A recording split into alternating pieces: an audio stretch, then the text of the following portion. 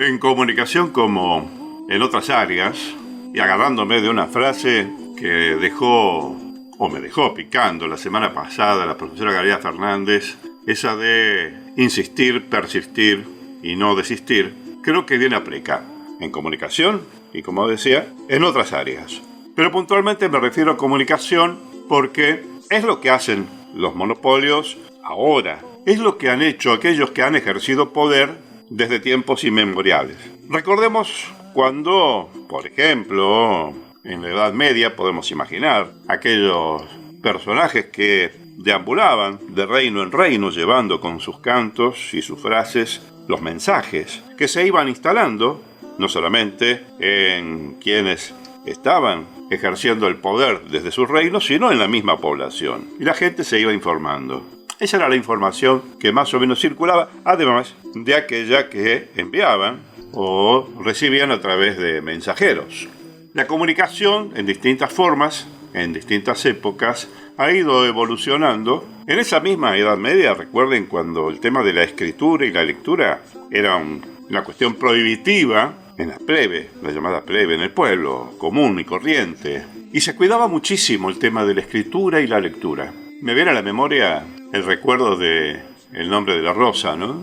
Donde ahí claramente el tema del conocimiento estaba encorsetado, bien oculto, para que no se ejerciese el poder en otras manos o por otras manos. Y siempre ha sido la comunicación un tema de poder. Y un tema de poder que, como en las luchas, se ha insistido, se ha persistido y no se ha desistido. En nuestra historia argentina, inclusive, calculo yo que en prácticamente toda Latinoamérica, pero con algunas cuantas salvedades importantes, ¿no? Porque tenemos naciones hermanas que han rescatado su historia real y la han instalado de manera consciente, soberana, independiente, en el saber popular. Ustedes recuerden cuando comienza a difundirse el ideario bolivariano en Venezuela y la sociedad conoce la historia de su libertador, pero la conoce de punta a punta. Es porque hubo una acción responsable desde el gobierno para que la comunicación y la educación en la historia real de su pueblo llegue a las fibras más íntimas del mismo pueblo. Por eso se insistió, se persistió y se resistió, como ahora. Bueno, eso no ha ocurrido en la Argentina. En la Argentina ha sido muy diferente, en lo que se ha insistido en instalar una historia oficial, ya lo hemos hablado muchas veces, pero no está de más seguir insistiendo, persistiendo en esto. Sabemos que desde la época de Bartolomé Mitre se empieza a escribir una historia argentina amañada, tergiversada, donde a auténticos héroes se los desdibuja con situaciones casi infantiles, pero se instalan supuestos héroes de dudosa credibilidad y que uno con el tiempo, cuando va recurriendo a aquello que se llama revisionismo histórico, se encuentra con que, bueno, no han sido tales héroes, ¿no? Uno de los casos más emblemáticos, lo sabemos, es de aquel que le decían Julio no tan argentino Roca, con su famosa conquista del desierto, que no había ningún desierto. Ellos convirtieron gran parte del sur argentino en un desierto porque mataron a todo el mundo, a todos los pueblos originarios. Pero bueno, se fue instalando como un héroe. Tal es así que estaba en los billetes de circulación nacional, en la moneda. Y es así como ese imaginario retorcido se va instalando en las sociedades y se van creando falsos conceptos, se van creando falsos saberes, se van creando falsas ideas, por eso de insistir, persistir y no desistir. En la historia, en la política. Y hoy en las redes sociales, dicen, en las redes sociales hoy opina todo el mundo. En tiempos donde no existían las redes sociales, también la gente opinaba. Opinaba en las colas de los bancos para ir a pagar sus cuentas, los cajeros humanos, casi inexistentes en estos tiempos, en el almacén, en los viejos almacenes de barrio y verdulerías donde la gente se juntaba y cruzaba conversaciones y opiniones que las decían con tal énfasis, las expresaban con tal énfasis como que si tuviesen realmente un conocimiento acabado de qué es lo que estaban hablando. ¿Y todo de dónde surgía? Surgía de la historia oficial que le habían instalado desde niños, porque desde muy pequeños le fueron instalando todas esas falsas ideas históricas. Y desde los medios de comunicación, porque también lo había, y la gran mayoría eran privados. Y ya sabemos, los privados no tienen los mismos intereses que aquellos que bregan por algo que sea del pueblo. Lo que es negocio para unos es ignorancia para muchos. Se traduce en ignorancia porque ustedes, al emitir una opinión que no puede ser validada porque no es real, no tiene consistencia, no tiene de dónde agarrarse, bueno, es una mentira, es un engaño en donde se existe. Y esa frase de insistir, persistir y no desistir en comunicación ha continuado a través del tiempo en manos de los monopolios de desinformación, porque no es una cosa nueva, y que tiene que ver también con la formación educativa, porque recordemos, no solamente con la instalación de una historia oficial manipulada caprichosamente, sino también cuando los medios de comunicación monopólicos tienen en su poder la posibilidad de escribir y distribuir los manuales de estudio, como ocurrió en los 90, o ustedes lo olvidan eso. Era el grupo Clarín, como lo ha sido siempre, ¿no? Metido en todas estas porquerías. El grupo Clarín tenía la potestad de escribir y distribuir los manuales de estudio escolares. ¿Y con qué se iba a distribuir? Con el material que ellos querían para seguir vaciando los cerebros de la población argentina, como ha ocurrido. Porque uno trata de encontrarle la respuesta a qué pasa, ¿no?, en estos tiempos actuales, que la gente no reacciona, que no se da cuenta de esto, que no se da cuenta del otro. Pero bueno, lo que pasa es de que son décadas y décadas y décadas de manipulación de las conciencias. Y que no es solamente por los medios de desinformación, sino por los medios educativos manipulados por los monopolios de desinformación. ¿Se va entendiendo cómo han hecho un abuso de este insistir, persistir y no desistir?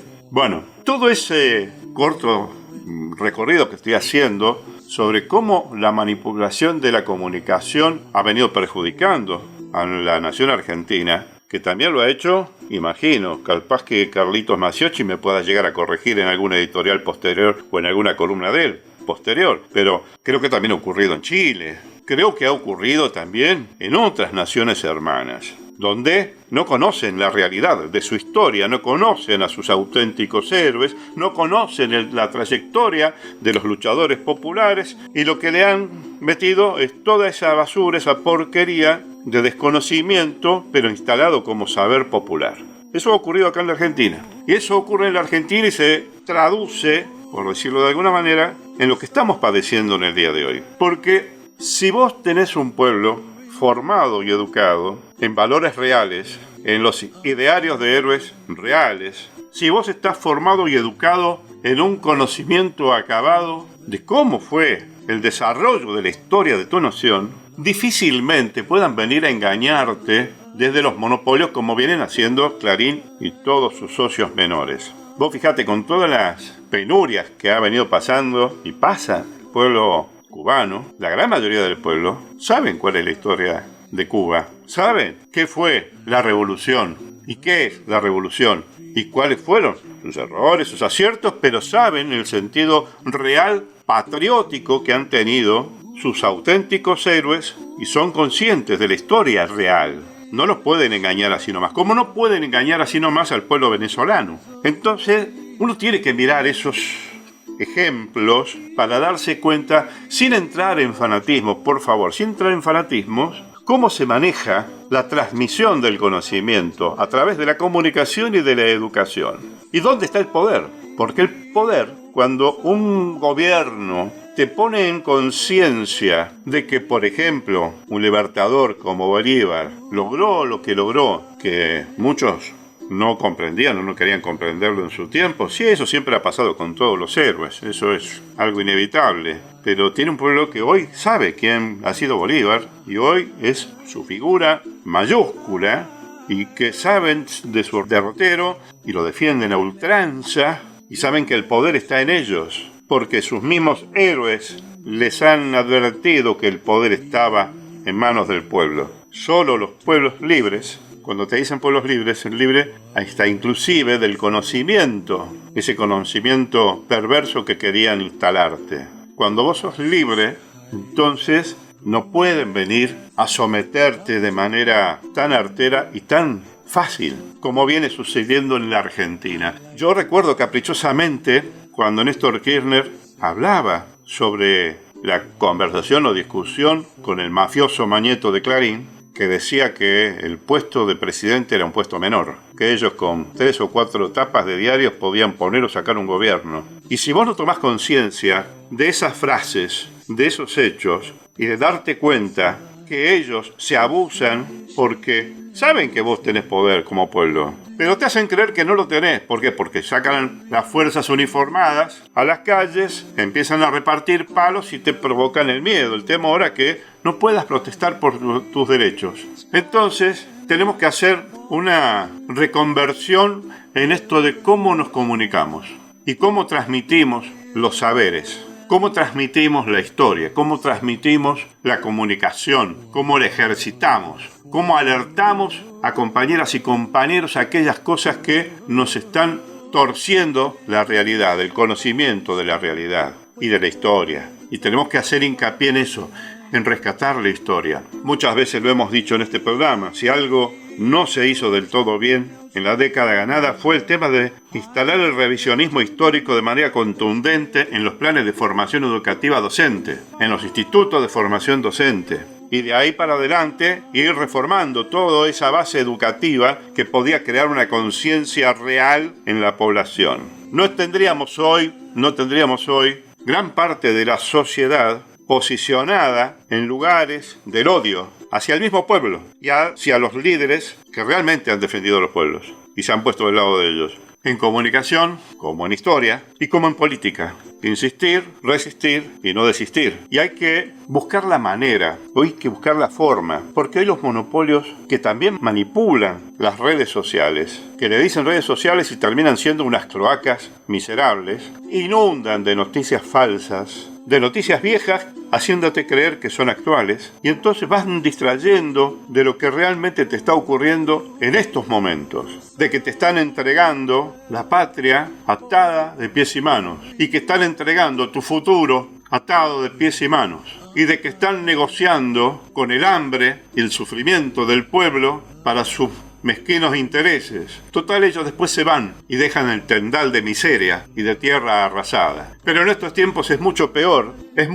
¿Por qué? Porque hay una pelea global, hay una guerra global, una compulsa global sobre quién detenta la hegemonía. Y sabemos que el brazo armado del nazi-sionismo imperial viene en decadencia, me estoy refiriendo a Norteamérica, y como gran gendarme mundial intenta recuperar esa hegemonía que va perdiendo, instalando enfrentamientos, guerras en distintas partes del planeta y queriendo someter a pueblos como los pueblos latinoamericanos. Su patio trasero, el de ellos, es nuestra patria grande. Y vos no te vas a enterar de todas esas cosas de manera real porque los monopolios son parte de ellos, son parte del poder global. Pero tampoco te dejes engañar con esos fanatismos que se instalan en supuestos comunicadores y periodistas que también, de una forma u otra, están bancados por ese poder imperial y que te hicieron creer que eran del palo. Yo no voy a dar nombres, ya saben, o pueden adivinar a quiénes me refiero. Entonces nosotros tenemos que crear estrategias comunicativas que nos permitan derribar la desinformación, la falta de cultura real, rescatar la historia auténtica de nuestra nación y poder dar vuelta esto que es la ignorancia colectiva que estamos padeciendo. Porque todo lo que estamos padeciendo a nivel económico, político, social, tiene que ver con la ignorancia histórica, educativa. Es muy complejo, pero necesitamos crear herramientas propias, estrategias propias y tal vez recuperar algunas viejas estrategias comunicacionales para poder revertir todo esto. Siempre recuerdo a la eterna Eve de Bonafini cuando decía, por ahí tenemos que recurrir a lo que hacíamos antes, ¿no? Del boca en boca, las gancheras en las paradas de colectivo para llevar el conocimiento. Porque si los monopolios no te permiten difundir o te cercenan las redes sociales, siempre está en las calles, siempre están los papeles que podemos escribir mano a mano, como hacía Armando Tejada Gómez. Cuando le prohibían distribuir sus poemas, él los llevaba, los entregaba debajo de las puertas de cada una de las casas, aunque él estuviese sentenciado por la dictadura. Tenemos que recuperar estrategias de lucha, de militancia, de compromiso, de comunicación y de política social y hacerle frente a todo esto. Y ahí sí, tenemos que insistir, resistir y nunca desistir. Tengan ustedes muy buenos días, bienvenidas, bienvenidos a la trinchera comunicacional de integración y resistencia del Club de la Pluma por nuestra radio web y la red de radios compañeras amigas que retransmiten en directo, en diferido, a quienes agradecemos a la distancia, con un abrazo enorme la posibilidad que las voces de la patria grande y de fuera de ella se puedan escuchar en otras regiones. Nosotros venimos diciendo esto de insistir, persistir y nunca desistir desde hace más de 21 años. Le damos los muy buenos días a la profesora Gabriela Fernández. ¿Cómo le va? Buenos días, Norberto, buenos días a toda la audiencia del Club de la Pluma, aquí en la trinchera resistiendo con los difíciles tiempos que se vienen. Vieron que parece que diciembre es como en la Argentina, parece que empezara un capítulo nuevo o una película nueva, porque es más intenso generalmente de lo que suelen ser el resto de los meses. Y esa inminencia tiene como muchas aristas, muchas facetas. No solamente la historia, no solamente que los 10 de diciembre suelen asumir las nuevas autoridades que hayan sido electas en algunas de las instancias de nuestra democracia, no solamente que comienzan y terminan mandatos presidenciales, legislativos, los judiciales no, porque esos empiezan y terminan cuando se les canta, y después también empiezan cosas, y una de las cosas más importantes y que tiene que ver con lo que usted decía, es que son las prescripciones y las inscripciones en las universidades. El 22 de noviembre se volvió pública la universidad en la Argentina, y allí el mayor logro es que iban a la universidad los hijos de los obreros, que era algo que no sucedía antes, porque era un espacio de preparación limitado únicamente a las oligarquías. Como veníamos diciendo en varias ocasiones, la educación es la base de todo.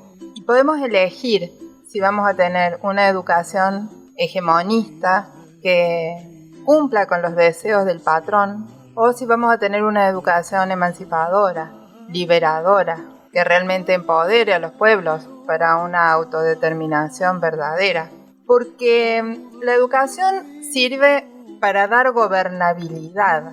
Hay que educar al soberano, decía aquel héroe nacional, es Domingo Faustino Sarmiento, el padre del aula.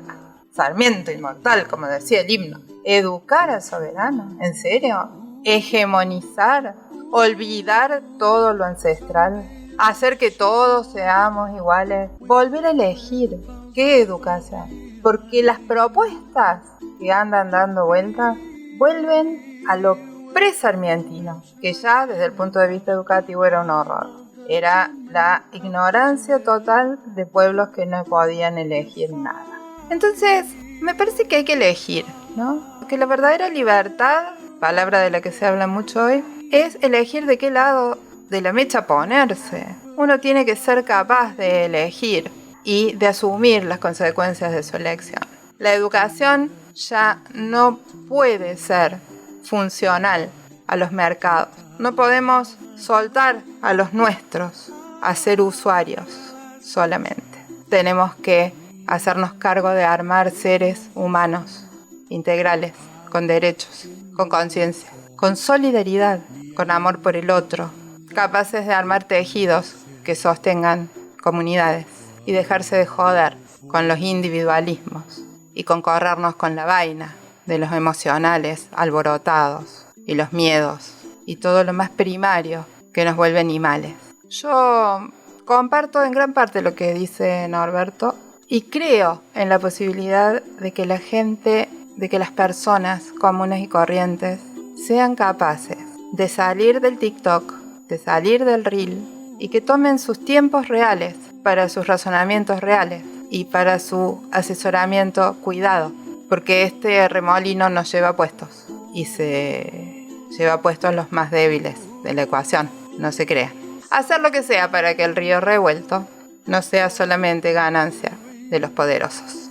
Sí, hay que intentar que ese río revuelto se convierta en un río manso en donde podamos detenernos a mirar su trayecto, sus orígenes, su contenido, hacia dónde va y poder tener conciencia clara de todo ello para darnos cuenta de que es un río y no un remolino y no un revoltijo. Entonces, bueno, tenemos que repensar mucho el tema de la comunicación, la educación y la política, y repensarla y rescatar lo que antes nos pudo haber servido, ¿sí? Lo viejo funciona, Juan, decían por ahí. La frase, bueno, algunas cosas que se consideran viejas pueden llegar a ser actualmente aprovechables, y otras invenciones que nos puedan permitir rescatar los saberes que nos han sido negados e instalarlos en la mayor cantidad de población posible. Lo último, cuando hablamos de comunicación,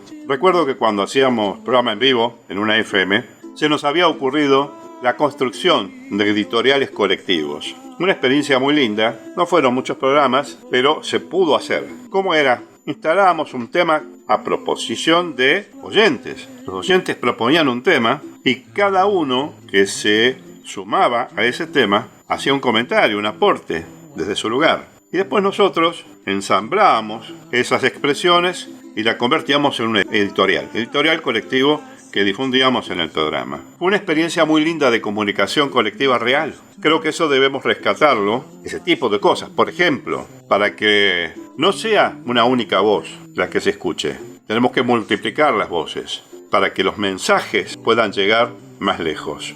Pero para eso primero tenemos que recuperar la conciencia de qué es la comunicación real, cuál fue nuestra historia, la negada, y transmitirla, y empoderarnos de todo eso, y empoderar a aquellos que no tengan acceso o que todavía no despierten, y así generar una sociedad mucho más consciente de su historia y su realidad. Bienvenidos al Club de la Pluma.